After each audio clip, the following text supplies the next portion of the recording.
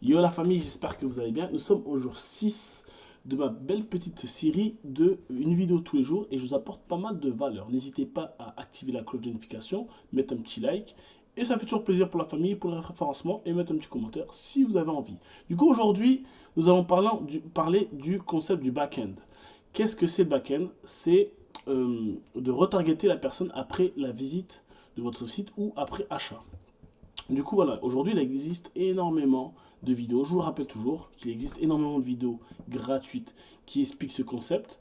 Et moi, je vais vous demander une vision complètement différente de ces vidéos. Parce que voilà, bien sûr, je regarde les vidéos des autres et je vais vous proposer plus que de ce qu'ils font déjà. Parce que ça vient de se répéter sur YouTube. Il y a déjà énormément de vidéos à lire. Et vous, si vous me regardez, c'est que vous êtes là pour faire de l'argent.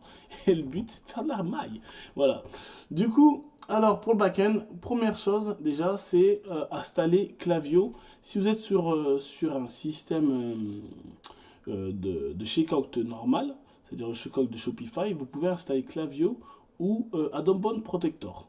Le principe, ce serait de faire un tunnel de vente après que la personne a fait un abandon de panier. C'est-à-dire, voilà, moi, première chose, premier mail que j'envoie premier mail, voilà, je vois un petit mail information du produit. C'est-à-dire, au lieu de proposer directement des codes promo ou quoi, je vais mettre en avant les valeurs du produit. Par exemple, je vais faire une référence à FitTrack, le site de Fares qui génère actuellement des millions d'euros.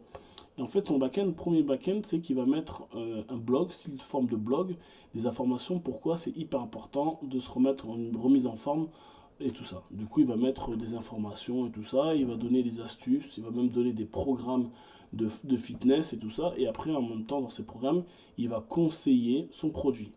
Du coup, ça, il va faire sous forme de 3 séquences d'emails d'informations au client ou à la personne qui est venue sur le site que la santé, c'est hyper important. Moi, par exemple, j'étais sur un produit de nutrition, de nourriture. Et du coup, ben, les 3 premiers mails, j'informais, je donnais des recettes, je redonnais des astuces par rapport à mon produit. Du coup, je mettais en avant par rapport à mon produit. Du coup, là, ça serait retargeter les gens. Juste question d'information, avec des informations utiles. Comme ça, le client, déjà, il ne va pas se sentir harcelé de mails pour acheter. Et du coup, il va rentrer en confiance. Et à partir du 4e mail, là, je dis, oups, j'avais pu voir que vous avez essayé de commander ce produit-là. Ne vous inquiétez pas, il est encore disponible avec la réduction actuelle. Voilà, vous pouvez, en cliquant je valide ma commande pour pouvoir payer. Ça, c'est le premier mail. Le premier mail de relance de paiement. Deuxième mail, je vais vous proposer un petit code promo.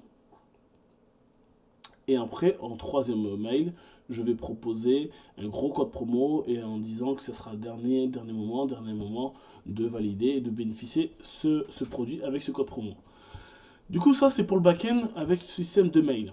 Ça, c'est assez connu, tout le monde l'utilise, c'est assez simple. Voilà, on fait plusieurs séquences de mail et tout ça. Il faut vraiment le faire, les amis.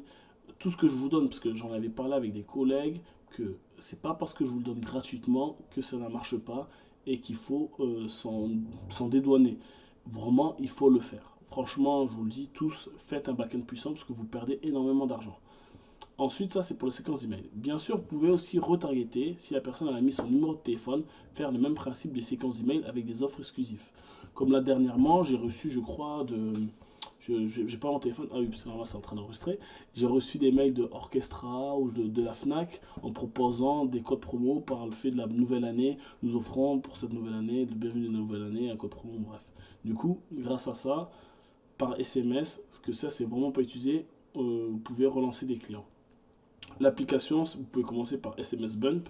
C'est tout en anglais, mais je pense que sur YouTube, il y a énormément de tutos et vraiment, vraiment bien détaillés pour expliquer ça. Du coup, vous mettez SMS Bump tutoriel, vous installez l'application, c'est peut-être en anglais, vous mettez les sous-titres, et après vous mettez pause. Si vous avez du mal en anglais, ben vous mettez pause, vous marquez la phrase en français, et ainsi de suite. Comme ça, vous pouvez progresser. Et après, c'est assez intuitif, du coup, vous n'avez pas de grandes difficultés. Du coup, Klaviyo en application de mail, Abandon Protector et après SMS Bump. Ça, c'est trois outils que j'utilise principalement. Ensuite, en niveau de retargeting et tout ça, généralement, je fais, parce que il faut, bien sûr, si vous avez Loox comme application d'avis, désactiver la notification de demande d'avis au client, parce qu'en fait, Lux, dès qu'il y a des clients qui commandent, il va envoyer automatiquement sur les boîtes mail de commenter sur le produit. Du coup, désactiver ça, parce qu'on ne sait jamais, surtout si vous avez malheureusement des retards ou quoi. Et c'est vrai que c'est triste, mais voilà, les Français, ils ont tendance à critiquer, même quand c'est bien.